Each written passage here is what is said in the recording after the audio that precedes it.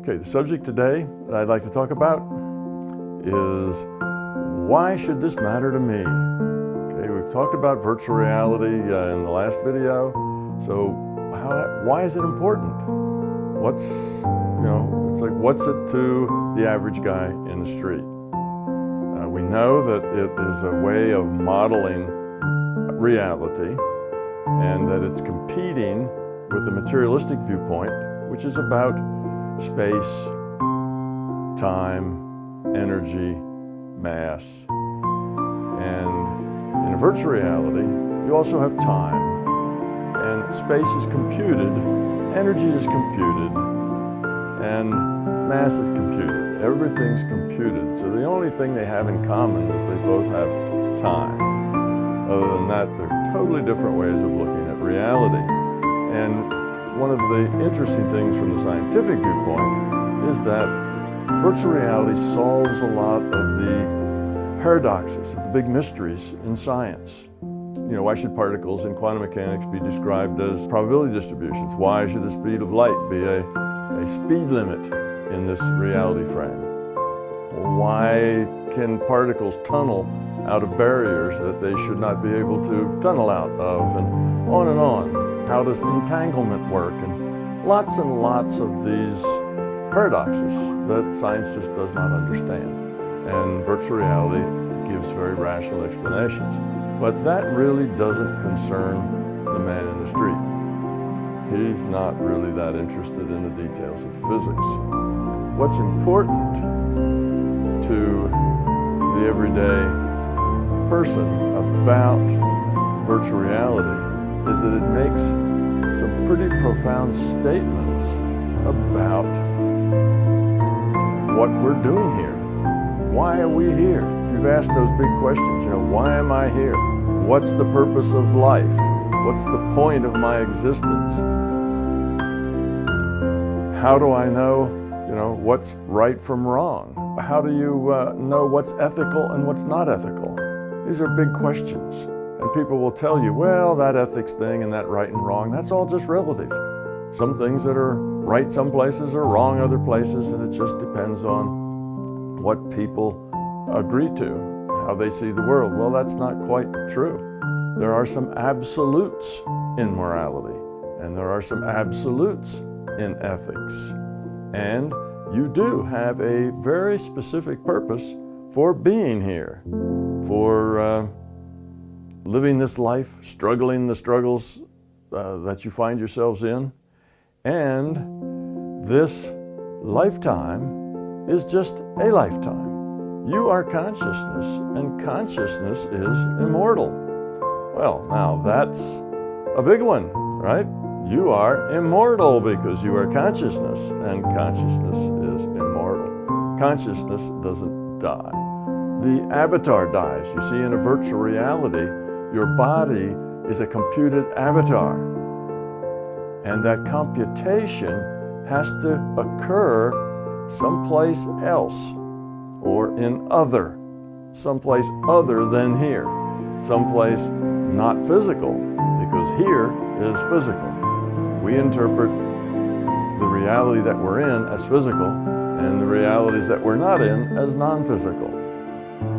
So for instance, when we're in a dream, this reality we call physical, the physical universe, doesn't exist. It appears non-physical to us in the dream state. It just doesn't exist in our dream state.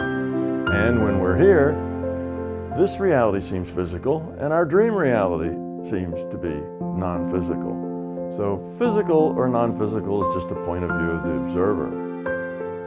So if you are in this physical reality and your body, I should say, is just an avatar that's being computed, then that computer that's computing it and that consciousness that's playing that avatar both have to be non-physical. And they also have to be fundamental.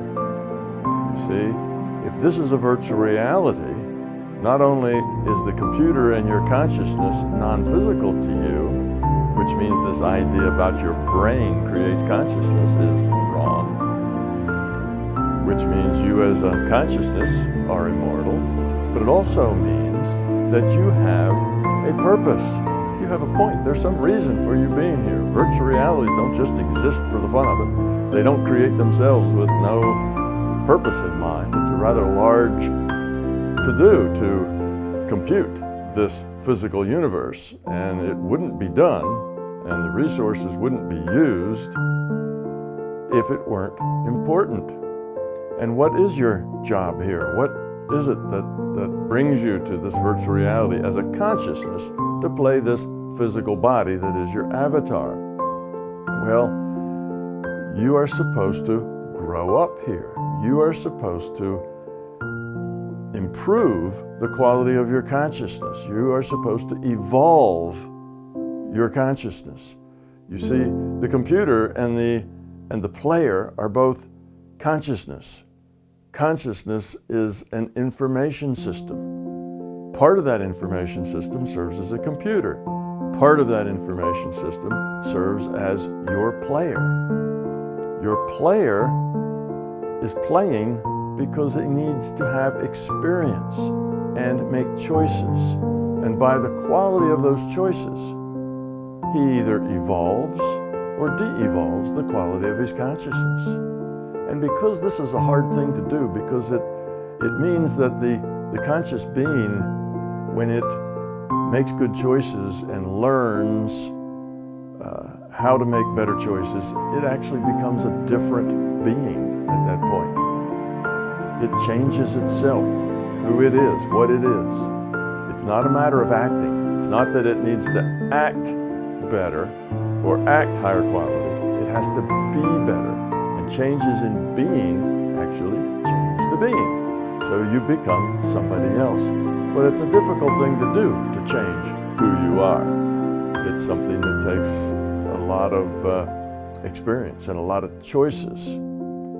And we have to learn how to let go of our fear, how to let go of our beliefs, how to let go of our ego in order to grow up.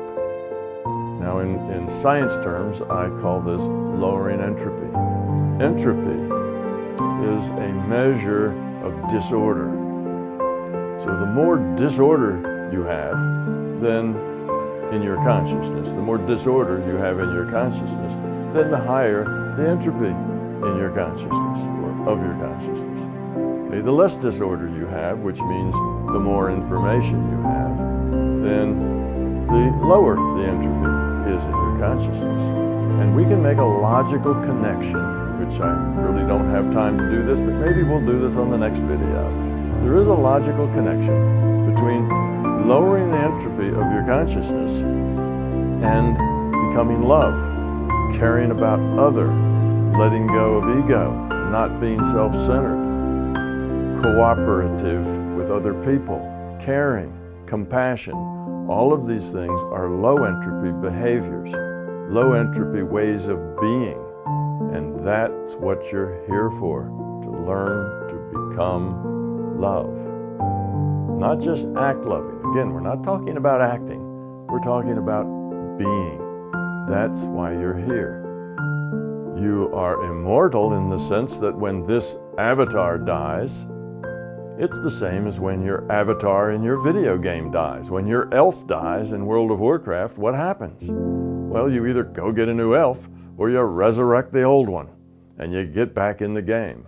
And that's the way it's played in real life. When your avatar dies, you get a new one. You have to keep working. Well, why do we need this virtual reality to do that? Because this virtual reality gives us choice. There's moral choice, there's consequences here. Because of the way the rule set that defines this virtual reality works, we have lots of choices. It's very interactive. The choices we make affect other people.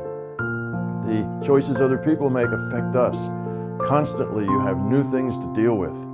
You have new crises, you have new challenges, you have new things to make choices about. And all of these choices will lead to your evolution or de-evolution, depending on whether you make them in a spirit of caring and giving and selflessness, or whether you make them in a spirit of greed, self-centeredness, fear, no trust, that side. So that's why you're here. You have multiple opportunities. You are immortal. You have a job to do. You have a mission while you're here. And in performing that mission, instead of looking at life as how can I control the things in my life to make my life turn out to be the way I want it, so that my spouse is the way I want my spouse to be, so that my children grow up the way I want them to grow up, so that my boss, does the things for me that I want him to do for me. I want to manipulate everything. I want to control everything I can to make sure things happen the way I want. Well, that's a very dysfunctional way of looking at life, but that's what most of us do. Instead, what you should do is accept the things that come, mostly the things that you cannot control. Understand that most of your reality you cannot control. Accept that. Live with that uncertainty. And what's important isn't the outcome. What's important is how you deal with that thing that's happening to you. How do you deal with that challenge?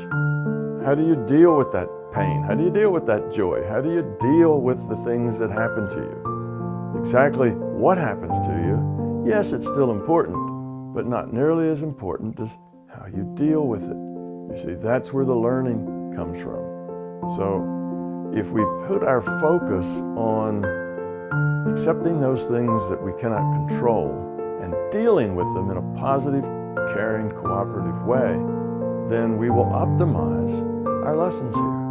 This virtual reality that we live in is a big schoolhouse. It's a place where we come to make these kinds of choices with consequences.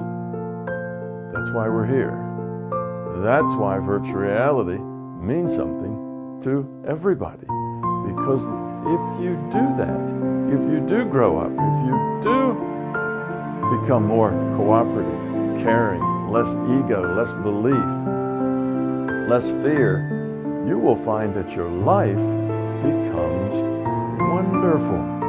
You will live in a state of joy. You will be smiling all the time. You will be happy. You will be positive. You will be one of those persons that just is fun to be around because you're very positive, and life will work for you.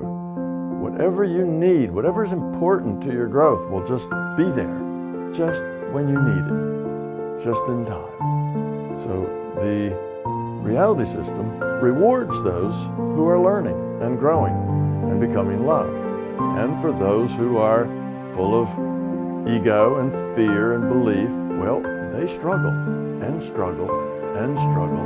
And every time they think, oh, if I just get this one last thing the way I want it, everything will be great from then on out. And of course, if they do get that, they find out it doesn't work like that. Something else comes up. There's another challenge. There's another problem. There's always another challenge and another problem that is difficult and just frustrates you because it's just not the way it's supposed to be. Of course, you know the way it's supposed to be because you have this big ego that thinks knows everything, or almost everything. So, why should it matter? Well, ask yourself, am I happy? Am I having fun? Is this life a blast? Is joy what I feel most of the time? And if the answer is yes, well, you're on your way. You're doing a good job. Keep up the good work. But if that's not how you feel, if you feel like you're in a perpetual struggle, you can't ever seem to get where you want, nobody seems to do the things that you know they should do that would be better for everyone, well, if you're in this soap opera life, just trying to get from moment to moment, dealing with the pain as you have to, then this message is important for you because you could turn your life around and find happiness. You'd find that all your relationships get better with your significant other, with your kids, with your parents, with your boss. All the relationships get better. Everything gets better. So that's why it's important to the guy in the street or the gal in the street, because this will change your life. If you understand the consequences of this being a virtual reality, if you understand that you are consciousness, you're not a body, if you understand that this non-physical world where the computer and consciousness is the fundamental reality, and this computed reality is really a manufactured reality, then a lot of things follow as logical consequences to that.